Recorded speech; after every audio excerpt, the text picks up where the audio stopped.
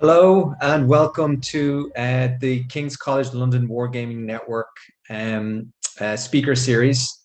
My name is David Banks. I'm Wargaming lecturer and academic director of the Wargaming Network at King's College London. And I'm here today to introduce our speaker, Kate Kuehn, who's going to be presenting today on valid and meaningful assessment of wargames. A few words here before we get started on today's presentation. As I said, my name is David Banks, Wargaming lecturer and academic director of the Wargaming Network at King's College. The Wargaming Network is a collection of researchers and educators dedicated to understanding the epistemological and pedagogical foundations of wargaming, as well as wargaming's wider effects in society. And today I'm very happy to introduce our new annual speaker series, where our theme for this year is evaluating and assessing the impact of wargaming on individuals and organizations, trying to get a better understanding of when and how and why people and organizations learn from wargames. So we've been inviting speakers who have made important new contributions to developing thought on these issues. And today we have with us Kate Kuehn, who is Director of Institutional Research, Assessment and Planning at the Marine Corps University. Now, before I give a full introduction for Ms. Kuehn, let me just remind some people about how this is going to work. We're going to have the presentation, which will last 45 minutes to an hour. And what I'll ask people to do is to please put any questions that they have in the Q&A function of the chat rather than the direct chat function. So for people who are interested in asking any questions, please put those questions into the Q&A element of Zoom. I'll be looking at those and then I'll moderate the questions in the Q&A section. We have people currently tuning in to this speaker series from all over the world, including the United States, Canada, Italy, Finland, and hopefully many other places besides. And so I don't want to spend too much time with the introductions and rather get to the content. But before I do that, I do want to introduce our speaker properly. So as I said, Kate Kuehn is the Director of Institutional Research, Assessment and Planning at the Marine Corps University, where she supports the evaluation of all MCU professional military education programs and directorates. Kate has spent 12 years working on evaluation and assessment of military education programs, providing advice on the design of learning assessments at the classroom, program, and institutional level. Her research focuses on assessment and performance evaluation in complex contexts, with a current focus on assessment in team-based simulated learning environments. Kate has an MA from Georgetown University School of Foreign Service and a BA from the College of William and Mary. She is a doctoral candidate at George Mason University's College of Education and Human Development, with specializations in education research methodology and educational psychology. Her dissertation proposes an assessment framework for collaborative, ill-structured games and examines its application to educational wargame practice. So as you can hear, she has a wealth of practical experience as well as deep academic knowledge. And so she'll be presenting today on valid and meaningful assessment of wargames. And I'm sure she has a great deal for us to learn. So I turn it over to Kate now.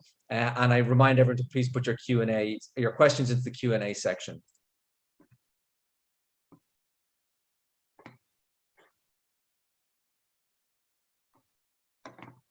Kate, I think you're still on mute, by the way.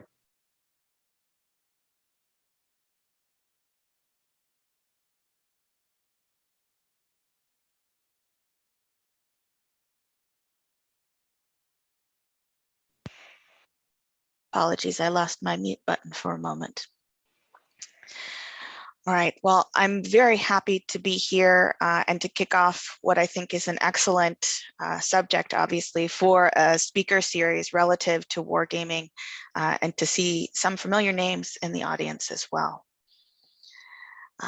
So I want to start off by giving a little bit of background. My insights for this presentation are really consolidated from a case study that I conducted in the fall of 2020, looking at a program, an intermediate level education program in the United States that was responding to a direction, guidance to expand wargaming in the curriculum quite rapidly. And so there were some interviews, observations, and some document analysis that I conducted to take a look at faculty perspectives for challenges and meaningful assessment of learning within those wargaming activities that were being expanded. As David said, I also have professional experience at Marine Corps University and then previously at National Defense University, working on designing evaluation and assessment at the course and program level for military education programs, which, as wargaming is a very valuable cultural practice within those educational institutions, has involved a lot of discussion about how authentic activities like war games can be used to foster learning and to assess whether student capabilities that we see in the classroom will transfer into that professional environment when they return to their positions subsequently. And then, of course, my doctoral research has also focused on how do we connect this idea of wargaming to higher education literature more broadly, and some of this theory for assessment and measurement that has struggled to be connected to simulation and gaming practices more broadly in education. As a government employee, I do want to start with a disclaimer that the views presented are my own and do not necessarily represent the views of the Marine Corps, Department of Defense, or any of its components. All right, so why are we here? Why are we talking about assessment of war games? As many of you in the audience already know, as members of this society, war games are an incredibly valuable tool for authentic and complex learning. They're one of the few activities we have that actually allow us to recreate complex systems and to embed or give the sense of embeddedness for students within those systems where they can see how their actions create and consequences in that environment and then try to react to those consequences as well. Authentic learning such as that is also really important, as I've mentioned, for potential evidence of learning transfer. If they're able to function well, able to perform well in an environment that is similar to their future environment, it gives us greater confidence that they're able to then perform those same functions at that same level in those future situations. War games are also really valuable as an analytical tool. You can critically examine the quality of your thinking, your understanding of how a system works, the relationships between key variables, assumptions that you make about your adversaries or about your own resources and teammates. And as we've seen increasing demand, particularly in the United States PME, we see that that demand is a reflection of the value that's perceived, but we have challenges in terms of how we actually document and demonstrate the value of those activities, because much of it is experienced as opposed to documented in a connected way to our measurement approaches. And that's something that is true as a challenge in simulation-based learning and games-based learning as well. So I want to talk a little bit about assessment because we use the term assessment to mean many different things in practical parlance. We talk about it as a tool. Sometimes we'll call an assessment the same thing as a survey. The survey is an assessment. We talk about assessment in terms of judgment. So we use that word in many different ways. When I talk about assessment, I'm discussing assessment overall as an argument. This idea that we're trying to make a claim about something or someone in order to support a specific decision. And if you can draw from the measurement literature, there's fantastic research in terms of Toulmin from 1958 that talks about argumentation and how we can structure measurement as an argument that's supported by evidence. And you start by developing that argument by thinking about your theoretical reasoning or prior data that would connect your evidence to making a particular claim. That's called what he refers to as a warrant. You look at the actual data that you collect during that activity that's going to substantiate that claim, whether it's someone's success or failure or a certain level of performance. And you also look at potential counter arguments, things that are going to potentially constrain or dial back your confidence in a particular claim. So an example, we might make a claim from a learning activity that an individual who performs well in a particular game, particularly an authentic game, will perform well in similar contexts in the future. We would make that logical argument based on some theory about authentic learning and the connection between learning environments, as well as connection to theory in terms of how we're measuring their performance, and that captures key aspects of the performance that we're actually examining in question. We would support that with data that connects to that reasoning that we observe in that activity. But we would also need to consider other things that would make us less confident that that claim was true. And that's particularly important to consider within a game-based environment, within a wargame environment, because there are many potential counter-arguments we need to consider. Things like game design, the impact of the rules of the game on the individual's ability to demonstrate their full performance level, impact of other players, or impact of teammates on the decisions that are made by that individual can sometimes make us wonder whether that would be reproduced or is it reproducible in a future context. And that's something that we'll talk about more today. So this is a simplified version of what many people will see as they start reading about assessment as a process. How do we take an argument and operationalize that in a particular activity? And there are some great resources out there, including ones on evidence-centered design that Ms. Levy and others have written that specifically look at incorporating assessment into games-based activities. But what I've tried to do here is draw out some of these key points for the steps that you would need to take and ultimately the counter arguments you'd need to consider and mitigate as you go through baking in assessment into a wargame activity. Ultimately, that's going to include answering the question, what is it we're actually trying to measure? What are we trying to assess? What claim are we trying to make? Is it about a learning outcome?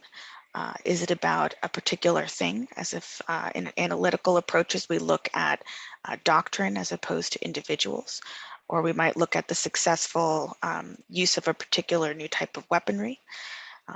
Your second step is going to be specifying your task model, really looking at your task activity in game and determining what elements of it are important, telling the story of your game itself.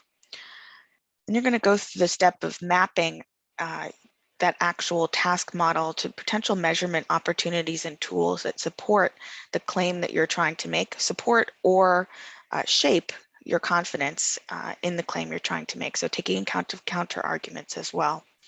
And then ultimately, also considering the standards for quality and validity of the different measurement tools that you've decided to use, but also standards of quality for the overall argument that you've assembled with all of the different data that you're considering. So as we start in step one, we think about different aspects of a claim that we need to specify. And because games create a multi-level system, that means that we need to consider at what level, what is the subject or who is the subject of the assessment question that we're asking. When I'm talking about a multi-level system, what I mean is we have an individual learner who is embedded in a group, who are using objects that are created in that game, who are then also in a larger system, whether it's a course or a program of study or an organization. And each of those things has influences on how well or how the actual subsystem functions. So an individual can be affected by members of their group. They can be affected by group processes and distribution of labor. The objects or the different tools that are available, the scenarios perhaps that are available to a group will shape how they respond and actually make decisions within a game. And then the broader aspects of game design, the tools, rules, and roles that are assigned should also be considered here. And in combination, games can tell us things about the success of a program or the success of an organization, the impact or effectiveness of those things. And so our questions will change depending on what level we're really interested in looking at. And the framework that we're going to use, the combination of evidence that we draw together to try and support that claim in our argument, will also change depending on what level we're functioning at. Now, games can support assessment at any of those levels, and the data that we can collect can be combined and recombined in different ways to frame and support different questions. But we will come at it with a very clear idea of what that research question is, what that assessment question is, in order to come up with a framework for each of those approaches and take different considerations in mind for quality and validity of that standard, the standards that we apply. As we think about claims, another really important aspect to consider is one level down from that. What is the actual assessment claim about? Are we talking about learners at the individual or group level? Are we trying to look at giving some sort of formative claim, how learners can improve, how a group of learners can improve? Are we looking at mastery, trying to make a statement about the relative skill that an individual or a group perhaps has relative to a scale that's common across a certain level of expertise? Are we looking to talk about achievement, which would ultimately be individual performance relative to others or group performance relative to others? Making an argument or a claim about transfer. How well will an individual or a group perform in the future? That sort of predictive type of claim.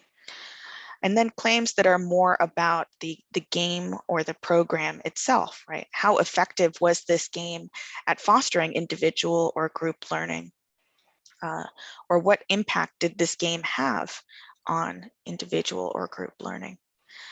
We also need to consider the specific construct. It's not enough to know that we're looking at individual learning in terms of mastery or achievement or transfer.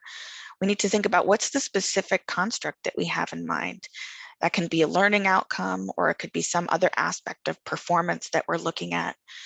Think here of things like critical thinking or creativity, which is a particular interest of mine.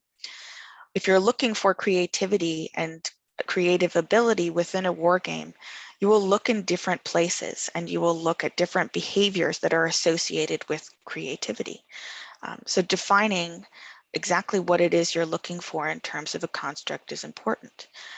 That will help shape where, how, and when you're going to use assessment tools and how they will combine together. And the final thing to consider about your claim is its intended use. And this is something that one of the foundational thinkers of measurement really emphasizes, and that's Messick. The use of the information is really important. That shapes the validity and the standards that you're going to put in place. It also shapes and helps you think more thoroughly about the claim that you're intending to make and whether you're asking the right question, because assessment is not a means in and of itself. It's meant to inform a particular decision or action. It's meant to inform learning. If you have a learning focus, it could inform talent management. And if, depending on the stakes, whether it's a high stakes or low stakes decision, you want to take in mind, to keep that in mind as you determine what types of evidence and what are your standards for those evidence as you go forward. And that is a particular thing that I think often in assessment gets put to the, by the wayside. As we think about assessment as something more about accountability in terms of things like accreditation in some of our programs, that assessment is a requirement as opposed to something that facilitates our decision making, whether it's an individual's decision about how they can improve their future performance, what they need to change about their own learning habits, a teacher's decisions about how they could adapt their teaching plan in order to better support student learning, or a program decision looking at how can we refine and have greater impact on our students by changing either how we're preparing faculty members, the types of tools that we're using, or resources that we're making available. If we think about the second step, we're really talking about understanding our task model. And one of the things I love about games and working with wargaming designers and facilitators is the story-based nature of wargaming. As you talk to someone about a wargame activity, they can lead you through a wonderful narrative, the story of the different key moments, players, events, and episodes that are going to occur during a game. And even in unstructured games where there may be multiple pathways that a learner or a team can take in order to achieve their end goals, which is ideal if we're looking for creativity and complex learning. You're going to have some key moments that are built in, some structure to that story. As I was conducting my case study, that's something that came out as I was going through that process and discussions with faculty members and looking at curriculum content. There were some key phases in terms of preparation, a period of time for observing and orienting. There was that key moment of decision, an action reaction phase, and then an adjudication that ultimately either led to briefing the results and an iteration where there was another turn for those students to again, reorient and make new decisions or continue on with their current course of action that had been planned ahead of time, or that was the final turn of the game, and then they would move into more of a debrief or post-game phase where there were certain game results and some sort of evaluation of student participation. Now, this is a somewhat complex model, but it's an example of the type of thing that you can look for when creating a task model, mapping out those key moments and stories, potential observable moments across the course of your activity. As we move on from that and think about how does that connect with the data and the assessment element, a really useful frame or lens that we can use comes from a great book that Springer has published on assessment and games-based learning by Iffenthaler, Esriel, and Gay. And they propose that there are 3 different categories or types of data that you can gather in games. And what's valuable about using this frame is that you can then think about what types of tools you would be using, whether they may be disruptive to the actual game experience itself, and then when the analysis or data collection would have to occur. So the first category or first bucket that they've provided is called an embedded data type. These are those in-game measures about learning activity and behavior.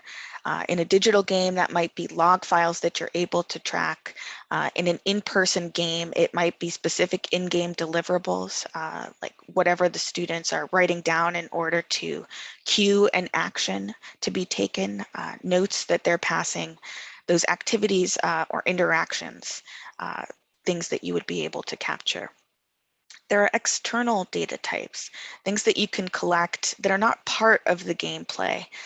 You might have pre or post assignments relative to the game. You might have a debriefing that's not part of the game, but that looks back on the learning that occurred during a particular game.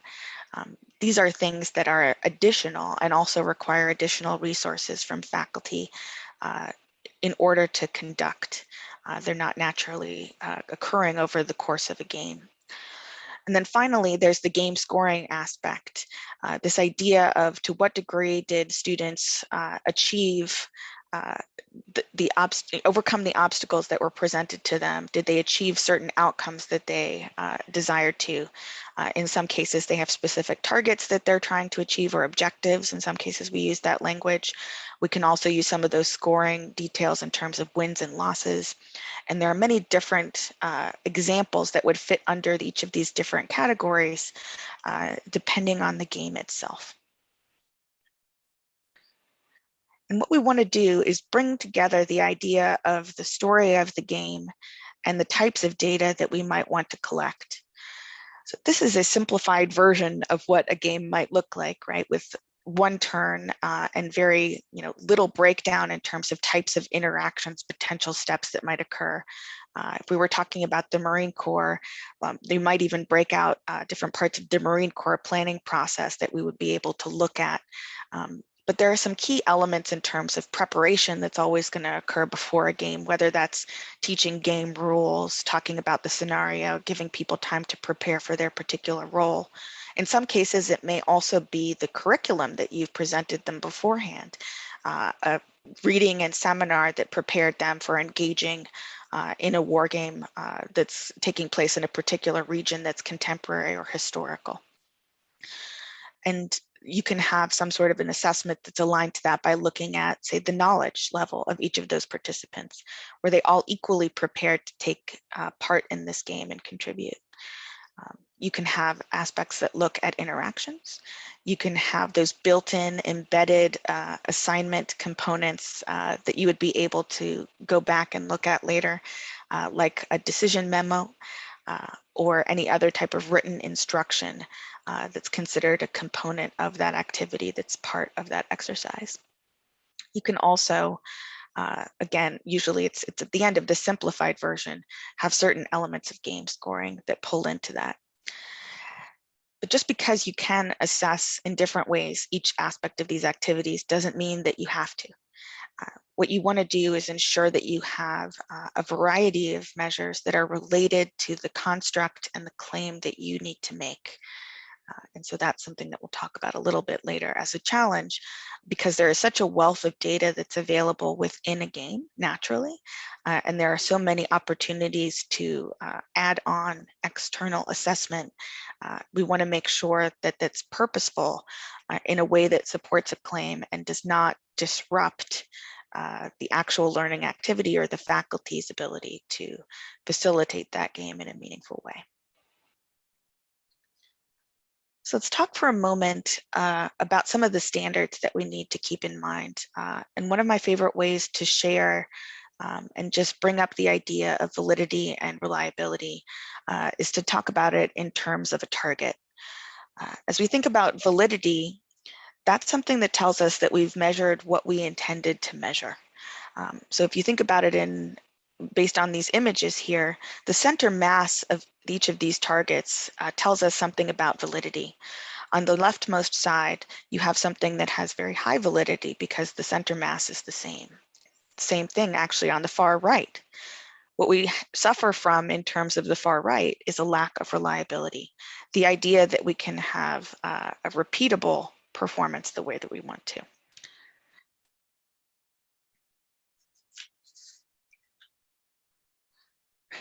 So again, without getting too into the weeds in terms of the challenges that exist relative to measurement within game-based contexts, I want to talk a little bit about some of the lessons that I've drawn about validity of the argument overall in games. We can think about validity and reliability in terms of particular measures, which is important to our confidence that that data has meaning for our decision-making. But we should also consider overall the combination of data, and the data that we consider also has the need for standards to be set in terms of what a logical argument, what a good argument that we can have confidence in considers. And that's something that as educators, we actually naturally have an affinity for, because as we teach our students to create and support arguments, whether it's written or oral, we teach them some of these concepts. And the same thing can be applied to the assessment realm and the assessment of games. So we need to think about the clarity of the claim and the evaluation criteria that we're using as critical. We need to think that no single measure is a proxy for proficiency. No single point in time is going to tell us exactly how a student is going to perform in the future. And that's particularly true in games because of their iterative nature. There may be multiple moments and multiple contexts or multiple conditions, I should say, where a student has to make a decision or a student has to exhibit a behavior. And because there is learning occurring across that time and other influences are playing, we need to think about a more complex way of looking at that data. And ultimately that means looking for patterns across multiple points of time and looking at a combination of different measures. It also means consideration of multiple perspectives because there is a multi-level system. What a faculty member is able to observe in terms of how group dynamics have impacted individual performance, for example, it's different from what that individual has experienced, and the faculty member may not be able to observe, just based on practicality, will not be able to observe every moment interaction or how that interaction was received by the group or by the individual. And importantly, you have to consider what are the counter arguments that are here that could actually make you set aside your claim and say that we cannot support this claim based on what we observed.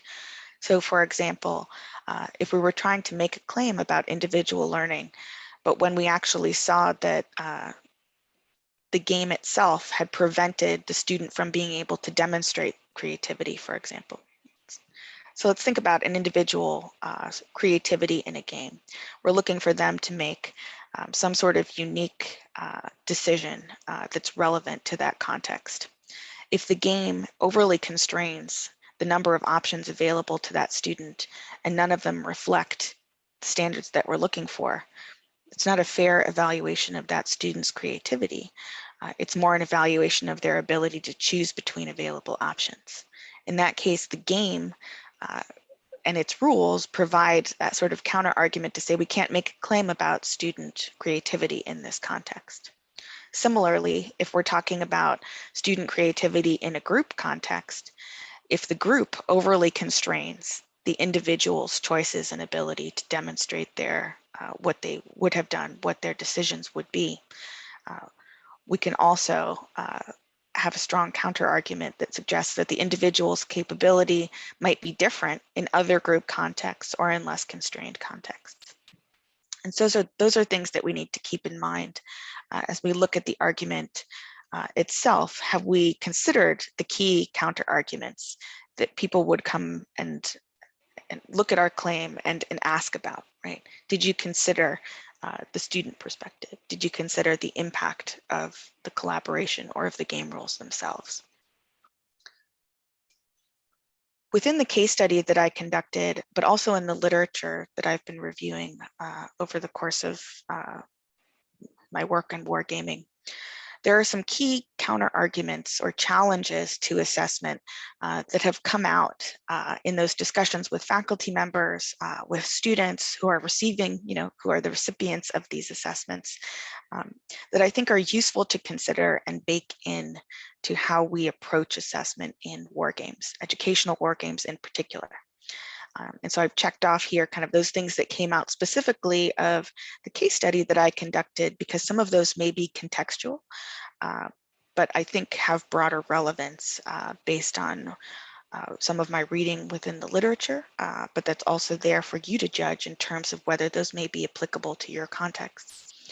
I've also checked off where they've been discussed more specifically in the literature on wargaming or game-based learning, because those are places where we've seen trends across different application of games or simulation within education. And first and foremost, as we're thinking about a claim, we want to ensure that we have clarity of that claim, as we've mentioned, but also that that claim is observable within the task that we've actually designed. And a lot of the literature out there brings up the role that design can have on what a student or a group is able to demonstrate. And I've given a couple examples of that previously, but I think it's really important to foot stomp that here in this discussion as mindfulness that design is one of the key bases for confidence in claims that we make about wargaming. Think about authenticity, for example, looking at the authenticity and the connection of a design to a real world scenario, to a real world setting, is a key basis for making a claim that a student's learning or capability will transfer to that similar environment. Within the case study, faculty also raised the point that within unstructured wargames in particular, there was a lack of control within that setting. And many of them were accustomed to that, sometimes in seminar discussions, for example, where they needed to keep in mind that there were certain outcomes that they were looking for within certain settings or to evaluate. But sometimes things took on a mind of their own. This was particularly true if it was dealing with a live adversary, where a certain team is playing against another team and their actions drive the sequence of events and the outcomes of the game itself, because those injects are not determined by the game. Again, your claim is going to be different in an unstructured environment, but there are also some mitigations that you can put in place in order to ensure that your outcomes or your claim the constructs that you're looking for are visible, regardless of the path that the students take to achieve their outcomes. They also noticed within both the literature and the case study that there was a tendency amongst learners to try and game the system. In some cases, they would recognize certain game rules that they could bend in order to break the system and succeed. In that case, they would show excellent gamesmanship in terms of critical thinking and ability to see through the rules of that game, but they wouldn't necessarily demonstrate the outcome that you were looking for. And this can go sort of into extremes where students make decisions that are not strategic or tactically sound, but that line up with certain level of success or achievement of an outcome. And that's also a place where winning a game can be detrimental, I think, to a student's motivation for learning, or the focus on winning as opposed to success and the soundness of the decisions that are made during that game. As we think about the task in particular, one of the things that's come out dramatically in the literature about assessment and task design in particular is the impact that peers, either in multiplayer systems or in collaborative systems, can have on an individual's ability to perform. It's important to note that the facilitator and the adjudicators can also have an impact on that as well. Because that's the feedback from the system that the individual is in that shapes their next decision. And depending on the actual nature of the feedback that they receive from their peers and from their facilitator and from the game itself, which we talked about previously under design, a student may be steered along a particular path as opposed to the path that they would have done without that external interaction. And that's called sort of outcome interdependency.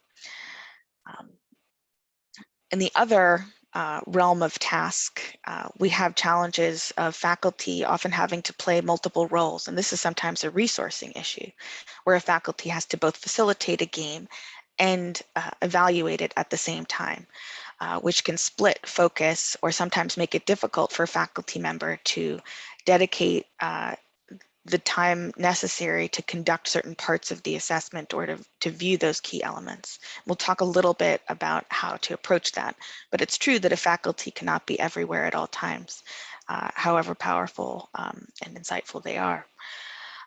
There's also a vast array of observation opportunities within a game. We've talked about 3 different categories, but within those categories of data, there are many different places where you could gather data in many different ways.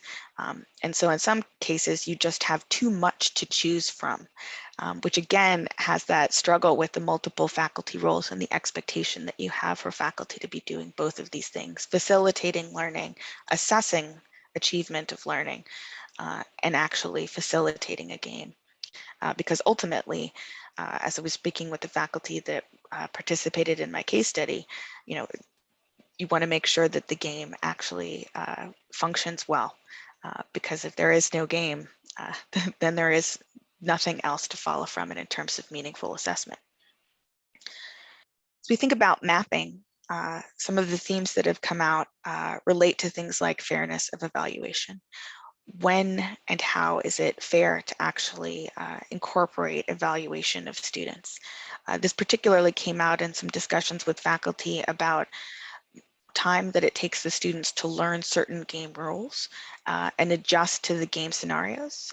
And you don't want to, from a measurement literature perspective, be measuring student capability to learn the rules or their familiarity with the game rules as opposed to their ability to plan, for example, if you were looking at planning as the performance area that you're looking for.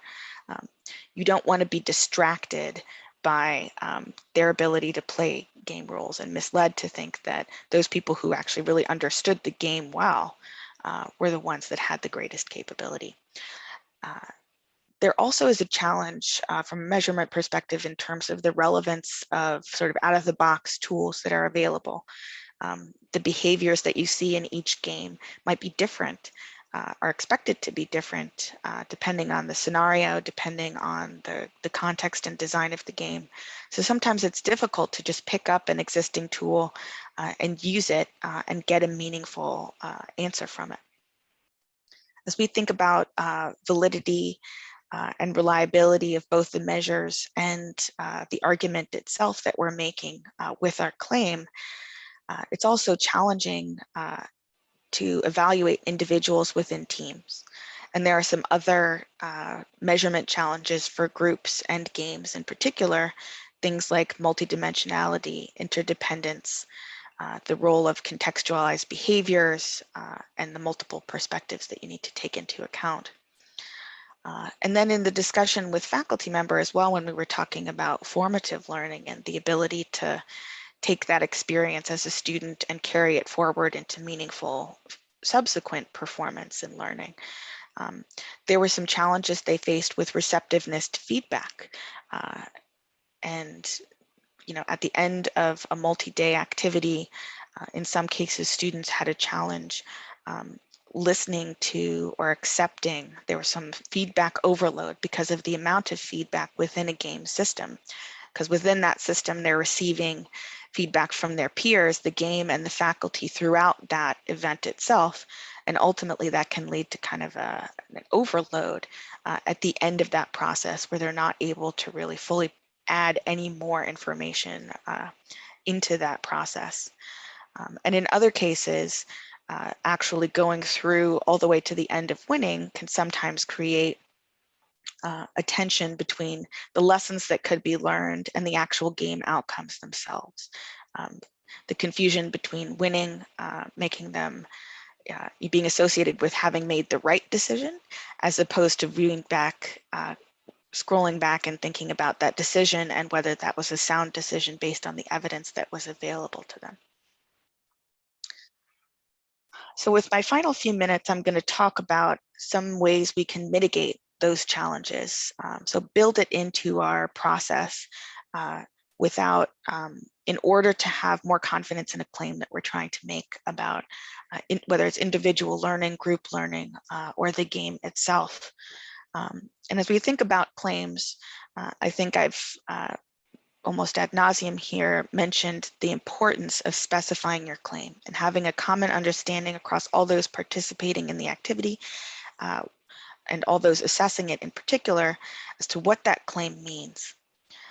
Game design is incredibly important to determining whether a claim can be observable, right? And there are many different aspects of game design that we can see in wargaming and games-based simulation-based learning literatures about different outcomes and which are observable based on some of those settings. So for example, player freedom and agency, the number of choices and the paths that a student or a player can take in order to succeed or achieve their outcome can be a key difference between what might be a more creative outcome in terms of learning you'd be able to observe and a more analytical outcome that you might be seeking to evaluate. Interdependence is also something that's very important when we're looking for more creative or critical outcomes. And what that really means is that the student or there's task interdependence, goal interdependence, and reward interdependence. If we start with reward interdependence, that means that the success of the individual student is also the success of the group. So there's not going to be a separate or a distinct reward for not collaborating. When we talk about task interdependence, we're talking about a task that is complex, sufficiently complex to require people to work together in order to achieve it. And this is obviously particularly important for teams or collaborative learning. And when we're talking about goal interdependence, we're talking about complementary and clear goals so that an individual achieving their own goals is reinforced by the goals of the team themselves. Some of that can be determined within the game design itself, and some of that is going to be based on the team and how they actually establish their own social norms and organization and structure as they proceed through the task. Task complexity and challenge obviously plays a role in what outcomes are observable.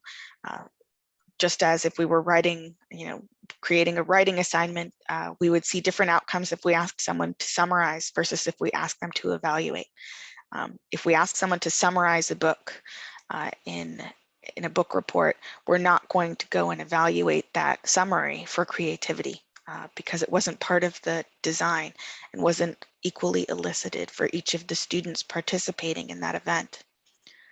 The type of system and the structure of the game is also important as well. And by type of system, I'm specifically talking about the information that's incorporated into that system.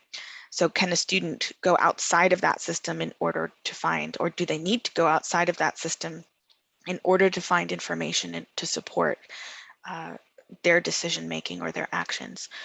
Or is it all structured to the point where there's only a fixed amount of information available in the system that they can use in order to make that decision? Adjudication style, as well as goals and motivation, also play a role. And we can talk about that more in the question and answer session. So I have a further breakdown in the backup if folks are interested in that.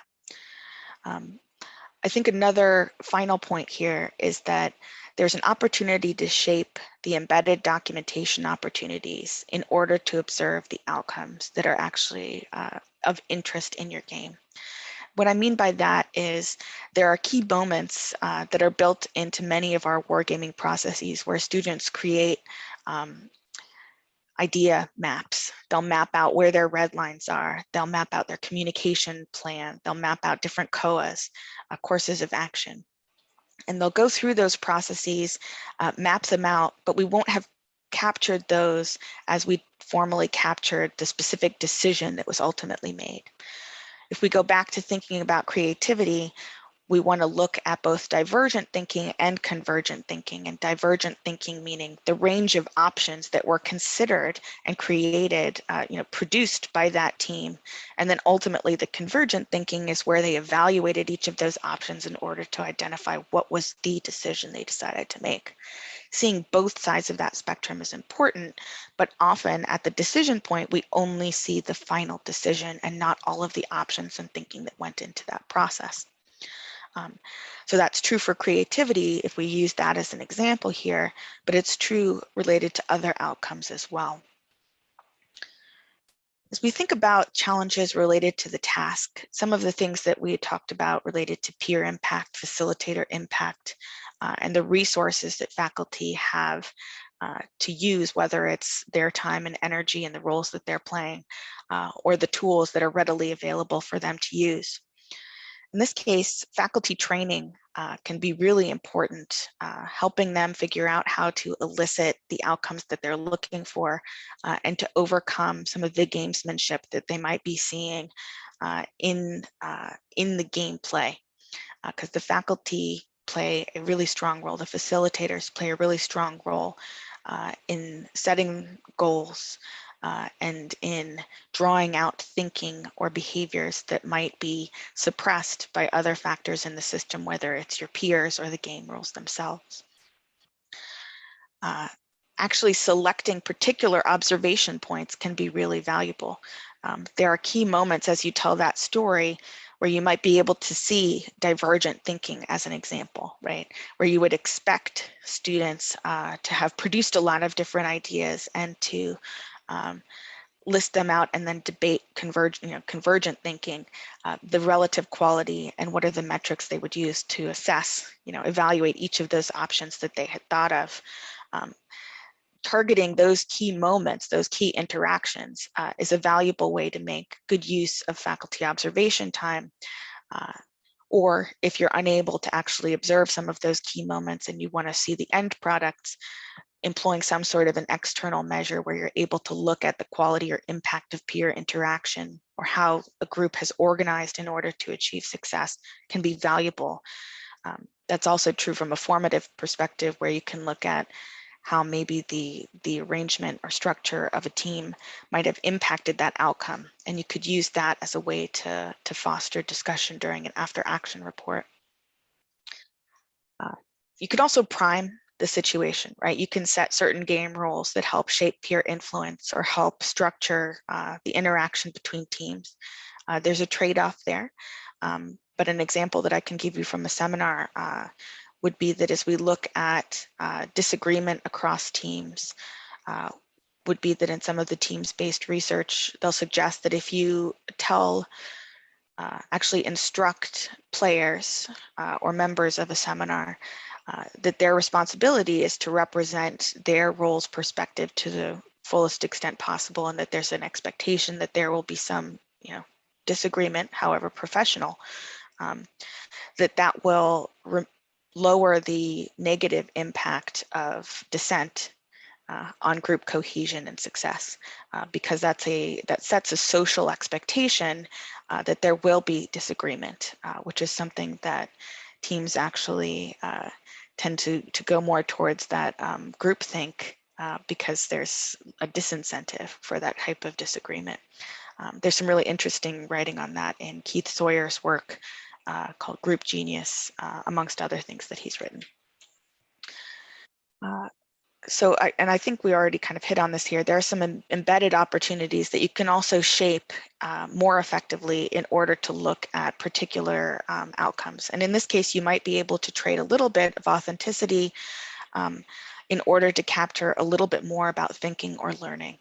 And what I mean by that is if there are moments where students are submitting or writing or documenting decisions or key actions to move the game forward, there can be small things that you add to those that will help you capture important information, like alternative courses of action, key counter arguments, things that would help you go back and have a really solid debrief discussion, or things that would help you look at, if we're continuing on with the creativity example, look at the convergent and divergent thinking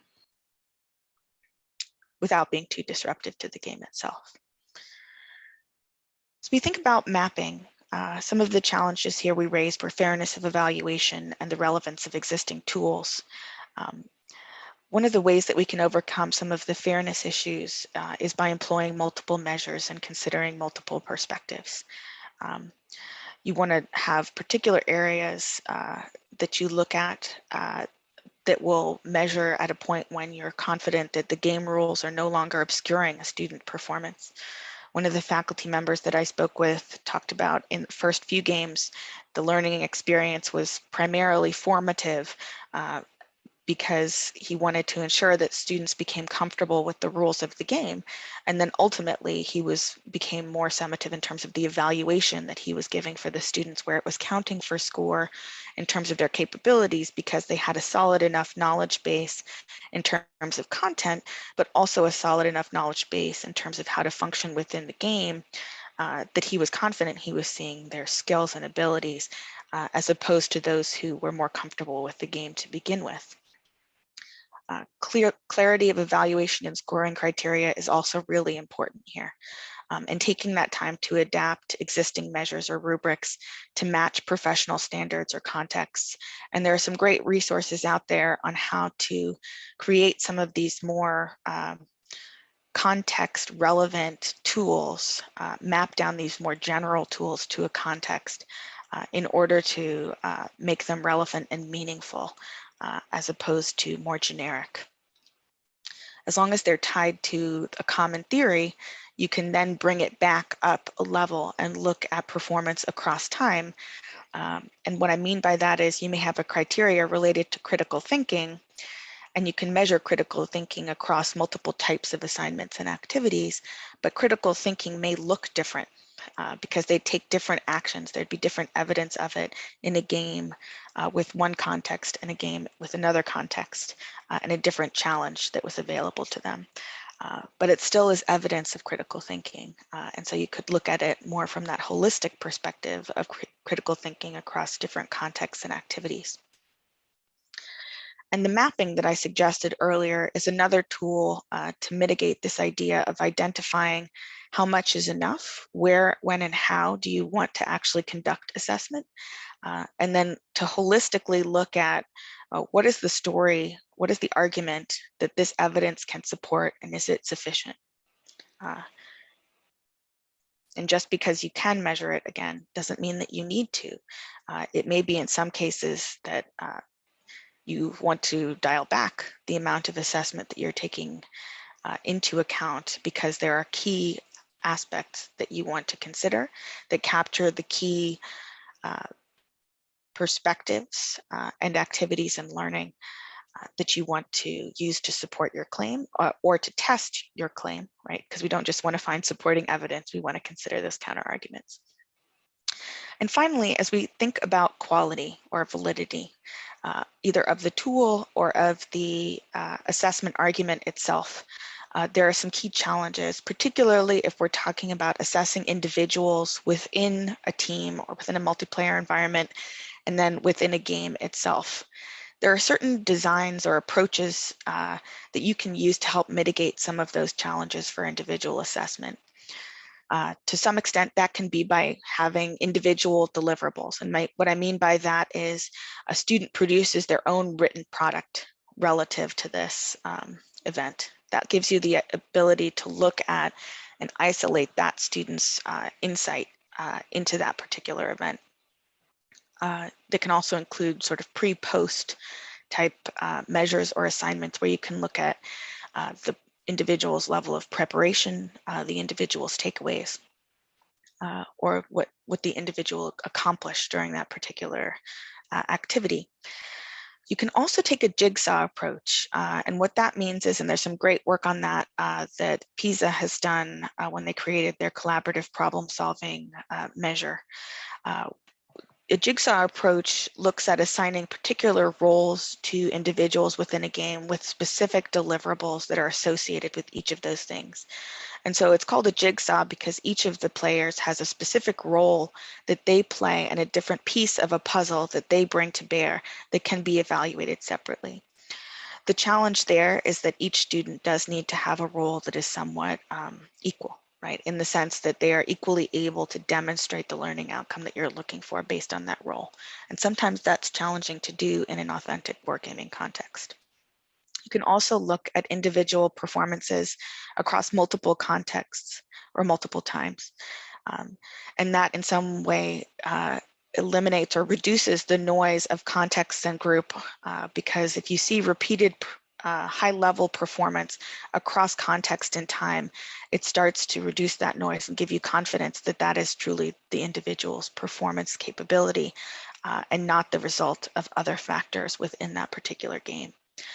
You have more of an opportunity to do that within a course or program as opposed to a game, single game type of application.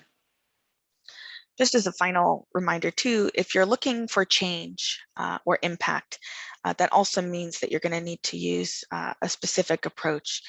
Change requires multiple time points because you want to know where someone was before and after.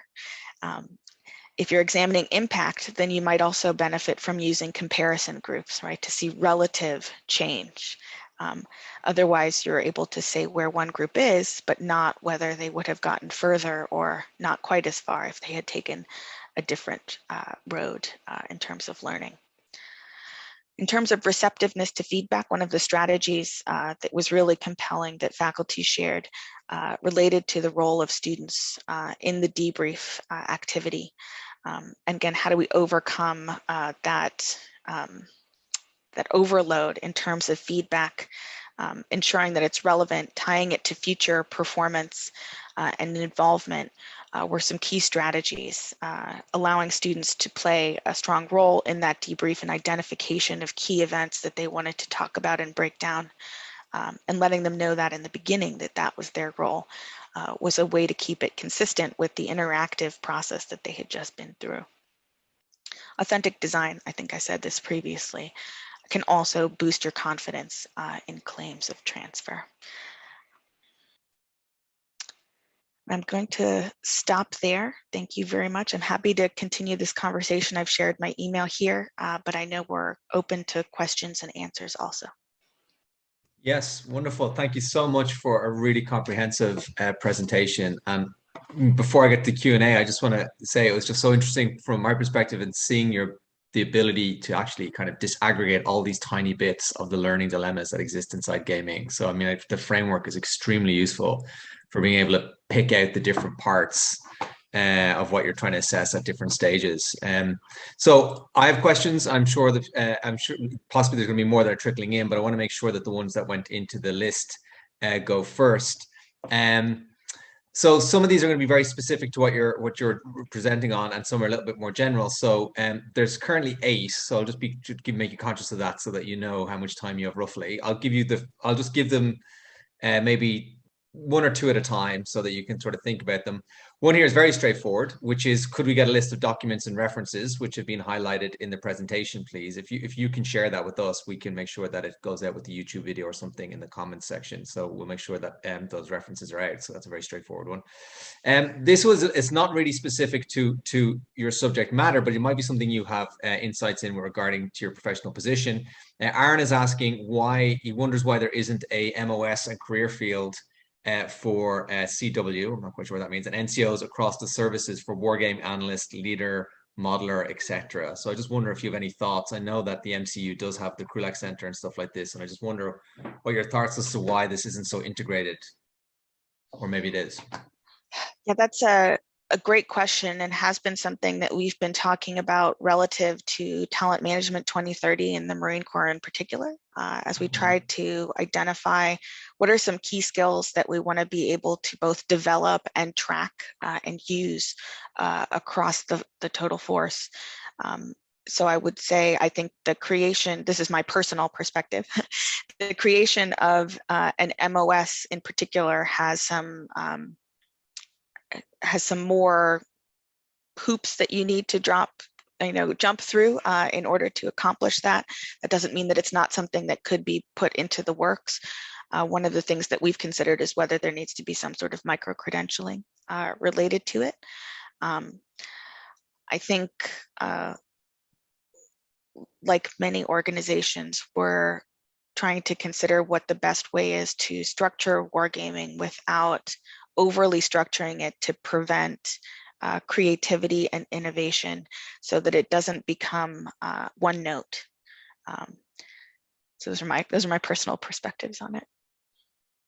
Yeah, no, thank you. I think that's just useful just so that people get a sense of this. I mean, we all know that wargaming is kind of expanding more and more into different areas as a profession, but it is interesting to see how some organizations sort of struggle to be able to incorporate it. There's a question here from Mike Dunn. So he references a piece from War on the Rocks that you may have read by Jim Lacey, where he contrasts when he gave what he considered his best lecture ever, and the students didn't really internalize it, versus a time when he had them playing a game as well as doing relevant readings around Thucydides. I'm phrasing this slightly poorly, but I'm just trying to set it up slightly because the article is not referenced. But the question here is, so in kind of comparing a best lecture ever versus using gaming, how would you structure a study to confirm or deny those observations? Like, how could you demonstrate, do you think, that gaming is working better than an alternative pedagogical method? That's a great question. And I tried to hint at it a little bit in the mitigating challenges slide here on quality.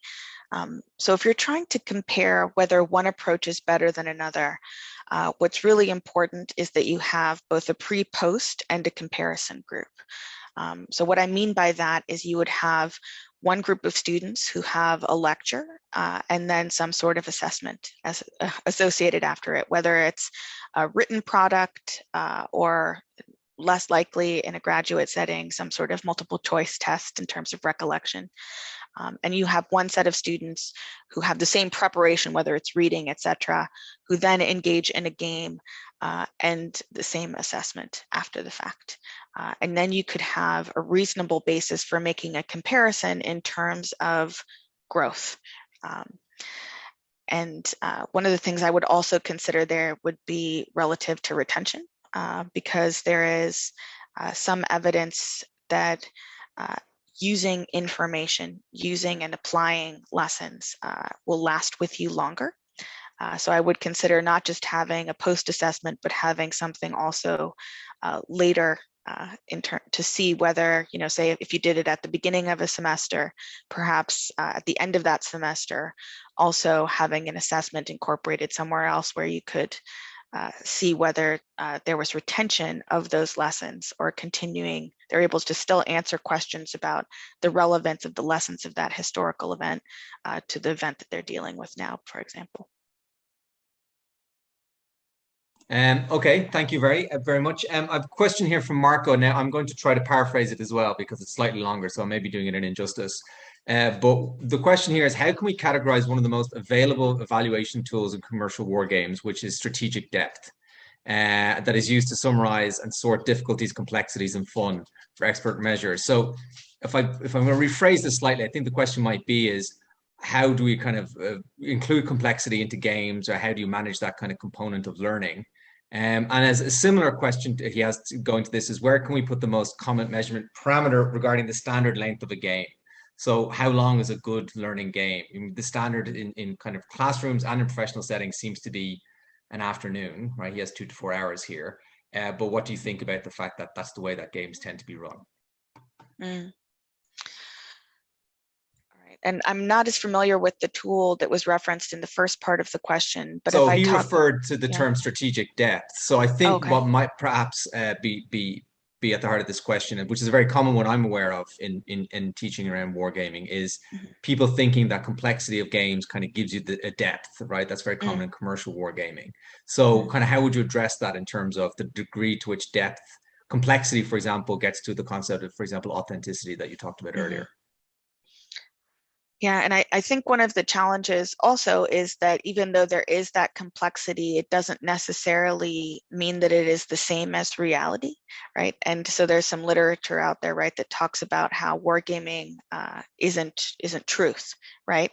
That it isn't a space for learning, but that you can't assume that your what works one day will work the next day, because there will be a different combination of variables. And within the game itself, because of the rules to make the game function, there are assumptions that could be wrong, right? That are built in by the game designer and by our understanding of the world. So in some ways, when our game reflects reality, it's a sign that perhaps our assumptions in those games are correct. But I'm getting a little bit off topic here. How do we consider strategic depth in games as part of our assessment? I would consider it as part of how we talk about authenticity and when it's important, and authenticity that's tied to the demonstration of our outcome, right?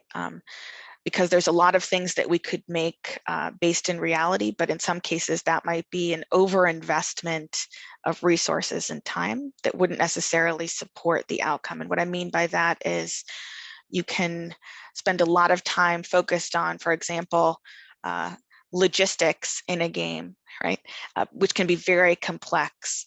But if the outcome isn't related to their ability or in some way connected to their ability to conduct logistics, you might be able to have that delegated to some part or automated part of the game without losing the ability to see the student's ability to make decisions, right? Since you're not targeting logistics. As we think about the length of a game, I think there are some key considerations you'd need to take into account, including student preparation, right? Student familiarity with the topic, content, and skills that you're looking for, and the level of knowledge or skill that you're trying to achieve at the end of the game. If you're looking for recall, that's going to be a very different amount of time invested than the ability to actively use and apply.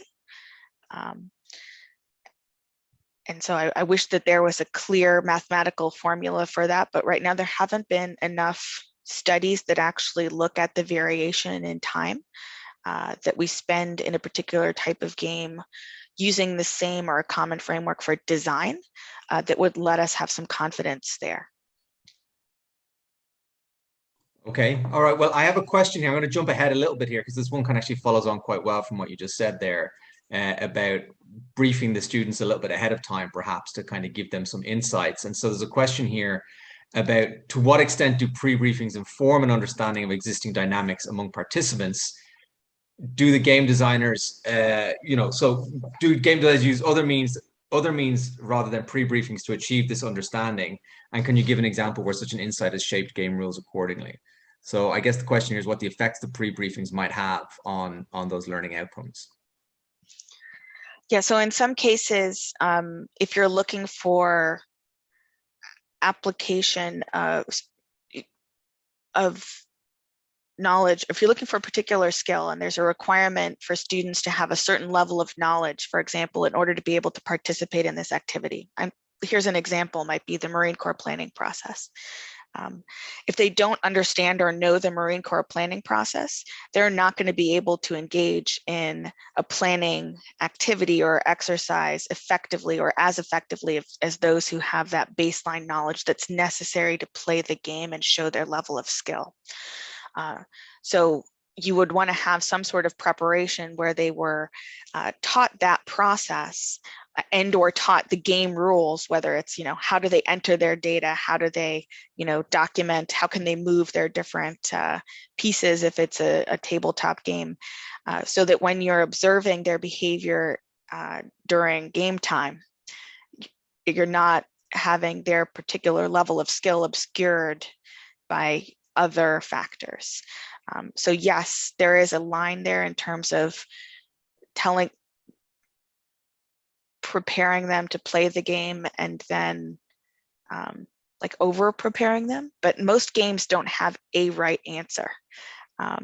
So preparing them by letting them read the scenario, consider the scenario. What you want to consider, what you want to know is that they have an equal opportunity, an equal starting point for each of those students as they enter into the gameplay. Okay, that's very interesting. And I'm kind of jumping at a question myself here, but just that idea of equal opportunity, is that a necessary thing for an analytic or educational game? Couldn't part of it be the point that it's slightly imbalanced? Do you think that could be detrimental? So if you are looking to assess individuals and compare them, right, to say that this student has greater capability than that student, it wouldn't be fair to compare a student who didn't have the same opportunity to demonstrate that outcome, if that makes sense. So as a good example, in some of our planning exercises, we have leaders, right, who have a great opportunity. These are student leaders for planning teams, for example, and they make the final decisions.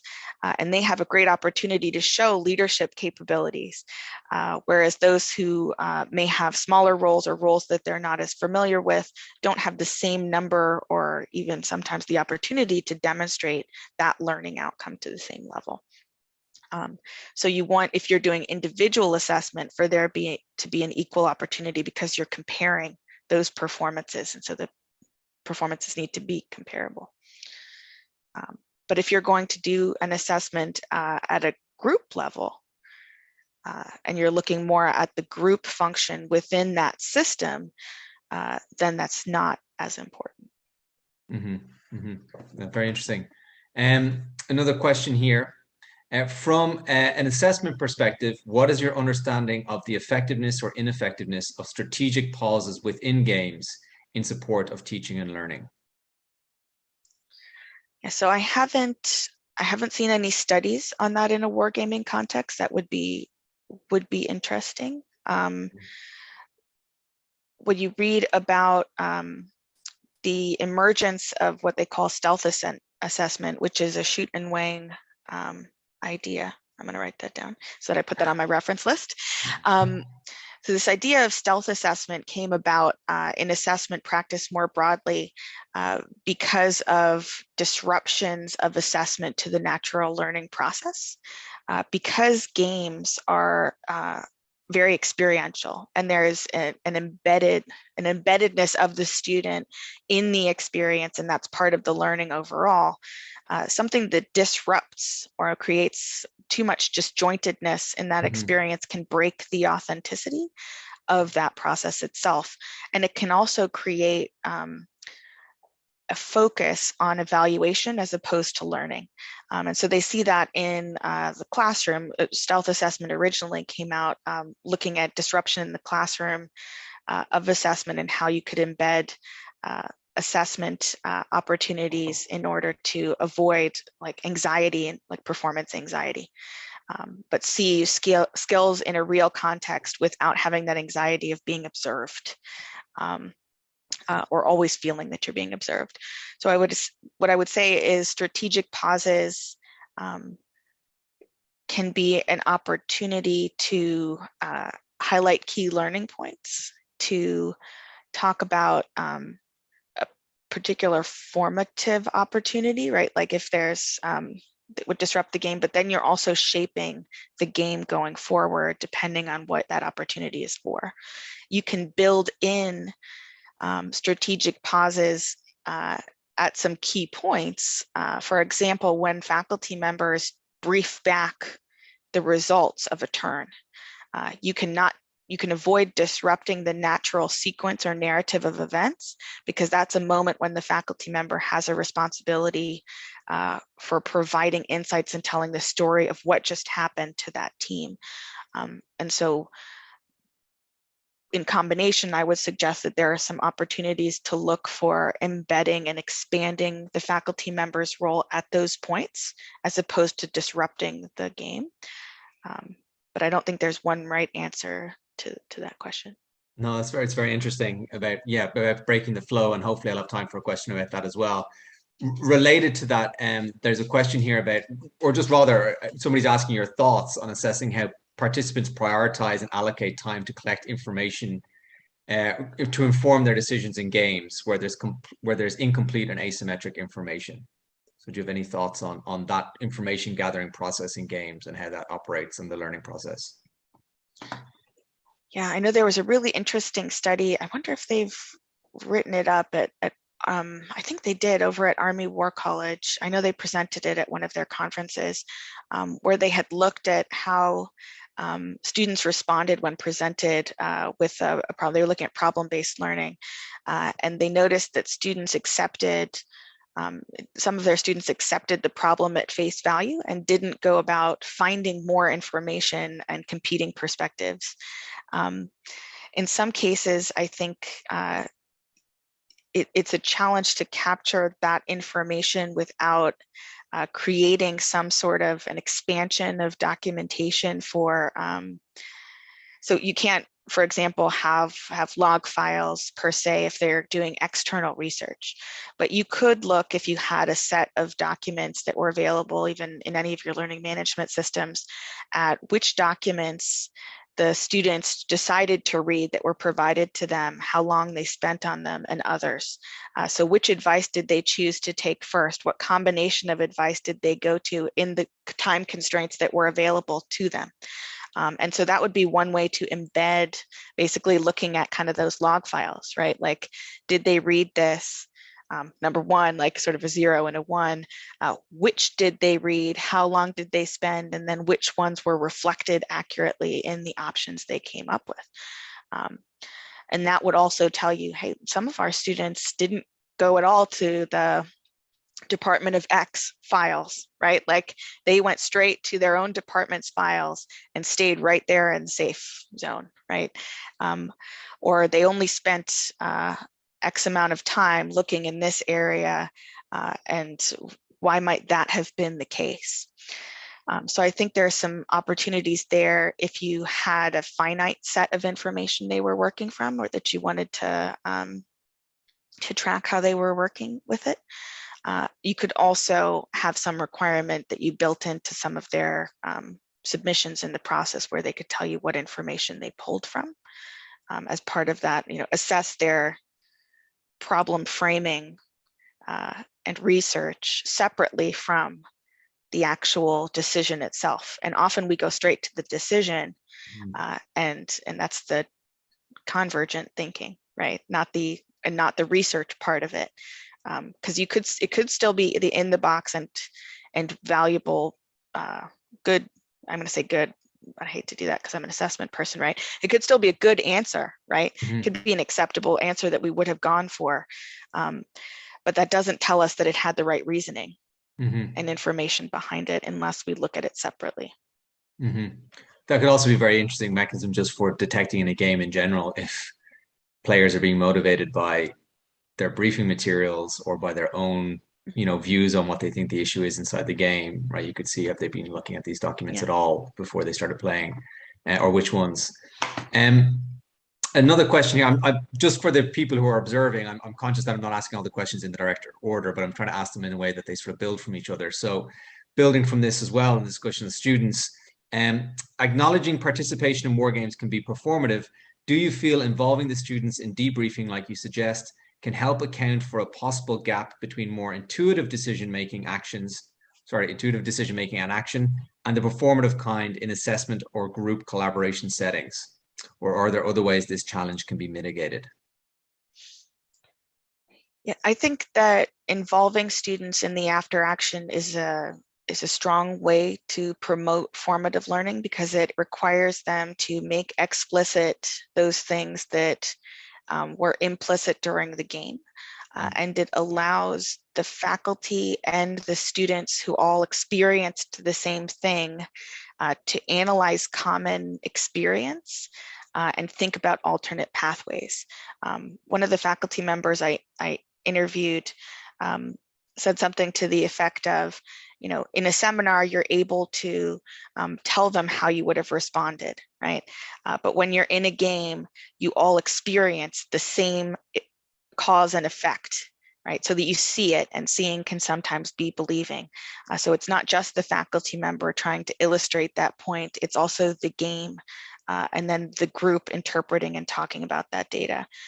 So I think there's a lot of really great formative value, and these are not mutually exclusive, right? You can have great learning that's occurring in a game as well as an assessment that's occurring at the same time that's more summative, especially because in our professional responsibility is to prepare people for the future. So in some ways that is always formative.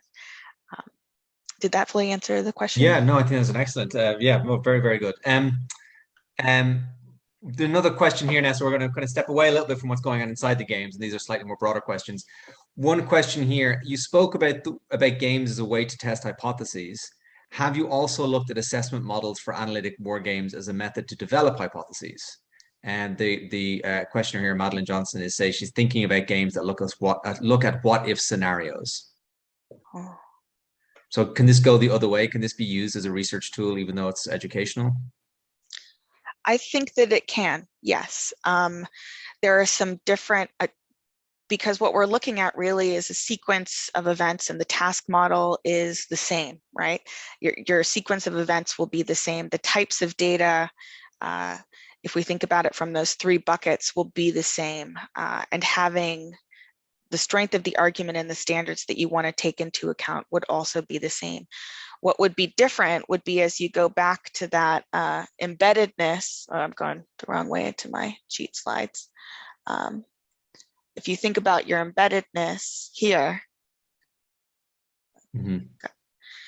would be the relationships between these different levels, right? So if you're looking at a thing, the object, they're going to be impacted by things that are by the group and the group's preparedness to deal with this scenario, as well as some of those key game design aspects. So if you're going to go at this from a research or evaluation measurement perspective, you would want to consider those interactions in particular across the nesting to make sure that you had the right individuals, so that it wasn't about individual capability, it was really about the what if scenario. So it's really about the potential outcomes. And in some cases, your structure of your game would want to be very different. So your design would be less towards free thinking in some cases, because you would want certain options to be narrowed in order to support your confidence in your conclusion. So what I mean by that is you might not want outside information to come into that perspective. And so you would be explicit in your assumptions about what information is available and that information is true in order to make a claim that that is something for the future. Okay, very useful. I think I have a question here myself, which I'd like to ask, and I think that we still have time for one last one to kind of sum it all up. But the one I had here was to do with you discussed the concept of authentic learning, and game design and academic literature put a great deal of emphasis on the importance of immersion to get players to buy into the game experience and play with focus and sincerity. So I wonder, can you maybe expand a little bit more on how you think, firstly, do you think this immersion matters? I get the impression you do from the way you talk about authentic learning, but also why, and also whether or not it can sometimes actually distort learning in a game. Yeah, that's a great question. So I'm going to start with the end of it. When can it distort learning? I think there is a strong possibility for negative learning in games that faculty need to be on the lookout for. And what I mean by that is, in some cases, games have had to oversimplify or fix rules, like fix by meaning like determine what those are, what an outcome will be. And so it can lead to false conclusions about reality. And there's some research on games-based learning that suggests that there's a challenge that players have recognizing, like in terms of how they challenge the rules of the alternate reality, right? That they accept them as truth. And so in that case, the lessons that they learn in that game there needs to be a purposeful attempt from the faculty member side to highlight where those things are disconnected, right? Is this assumption true that the game has incorporated here? Because we don't want to over accept those rules and transfer them to a reality where they have been untested, right? And we don't, as designers, often have a rule book that tells people the explicit assumptions that we made about reality in those games. But that would be a great learning opportunity, right? Because the students test their assumptions against the assumptions of the game. And so as we start with the negative learning, let's go back to the importance of immersion. There's some literature out there that looks at the importance of immersion with engagement. As we think about creativity, there's a great resource, and I'll write it down. Very hard to pronounce the name, Csikszentmihalyi talks, right? And I hope I said that correctly. Great respect for this idea of flow, right? And flow is this sense of immersion that you can get into when you're going to produce something creative. And there's a lot of research then that Keith Sawyer has also done in terms of flow when we're talking about artistic context, but we don't talk about it a lot in the context of professional flow, right? But I think that plus repetition connects really beautifully with expert performance theory. And expert performance theory asserts that performance or excellence, expertise is really about repeatable high-level performance, right? And so it's not that you have one moment of Zen where you achieve excellent performance. It's the ability that you are able to perform consistently well across time, and that you develop that through deliberate practice of the component parts and the actual altogether parts. And so they developed that within musical theory. And the idea is like you wouldn't, as a musician, ever stop playing scales, because scales are a major subcomponent of being able to play music. But you also would not stop practicing with your ensemble, because that practice leads you to the more complex interactions that occur in that system, which lead you to be able to perform well consistently in a performance environment. Yeah, okay, excellent. Well, we have two last questions. I know we're very short on time, but I think both of them should be answerable, I hope. One here, which is how much of a role do student evaluations play in faculty responsiveness to these kinds of curriculum and modifications? So for people who want to be moving towards using gaming, how much do you think that this is a student-driven process or can be a student-driven process? And then I'll have one last question after that to finish it out. Yeah, and I can talk a little bit about what our student feedback has been I'll say that we've done a quality enhancement plan that was focused on enhancing student creative problem solving over the last 5 years. And as part of that data collection, student feedback consistently was that group activities and games, war games exercises, were consistently one of the highest rated activities in terms of their ability to develop that skill and put it into play. I think, that was something that we were aware of, and that their feedback on which of those activities and the design of those activities like promoted creativity influenced the curriculum review process at the school level.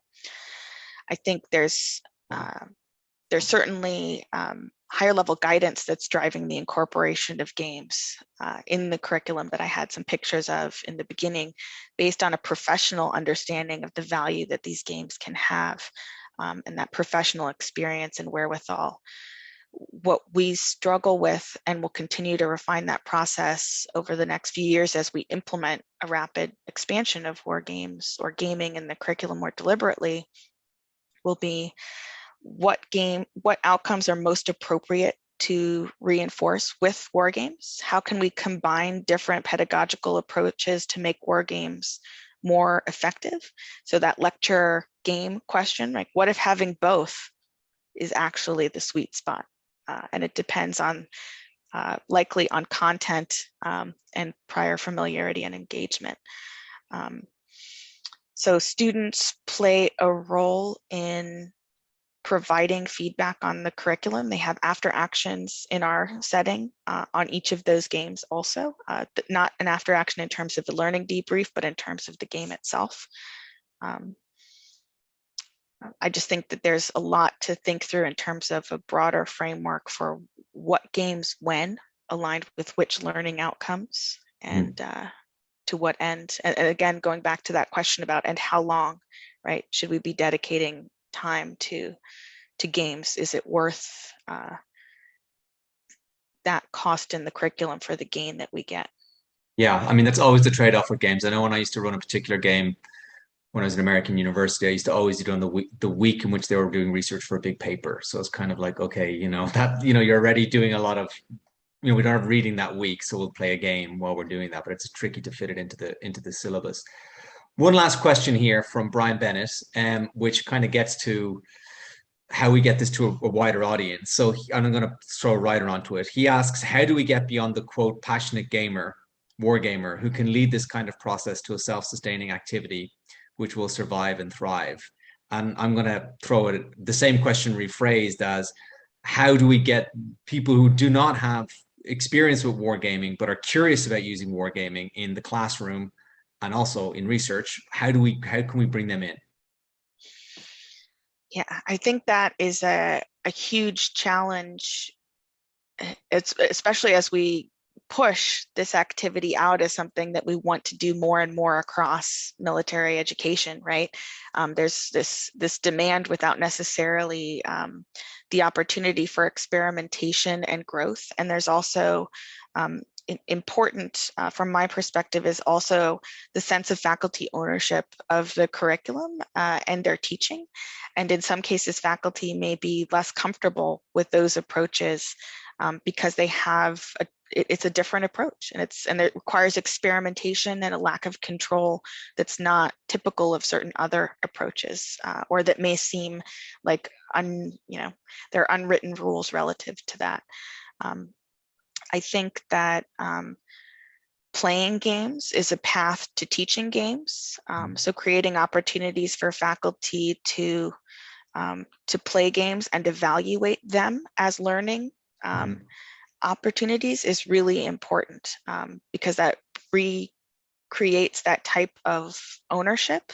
And I have yet to meet a faculty member who didn't care deeply about the learning of their students. And so if they see opportunities to reinforce learning, they will do so.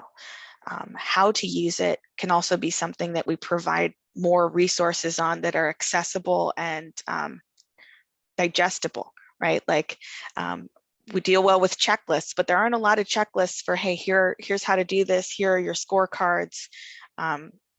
In some cases, we have at our university, we've set up a director of wargaming. So there's an idea that certain games can get facilitated, so the faculty can focus more on the learning and less on learning the game while they're actually trying to look at student learning. So there isn't that push for simultaneous learning in terms of the faculty member and students seeing the game for the first time together. There's a great initiative that was in the K-12 range where they were looking at, I think it was the Wilson Center. I have to remember the name, it'll come to me. But they had game workshops, and it was kind of like a gaming support network. And so people who wanted to learn gaming in the classroom could come to this in-person activity where they would learn how to create and design games. And it was more like gamification than a full game, right? Can you have some gamification in your classroom? And they would actually, through that week-long process, create a game that they would bring back. I could see us able to amend that process at a wargaming level. Then those people went back and committed to using it in the classroom several times, and to also doing a train the trainer activity with their peers. But they had a support network with those folks who were also in the same cohort and their mentor who taught them the game design.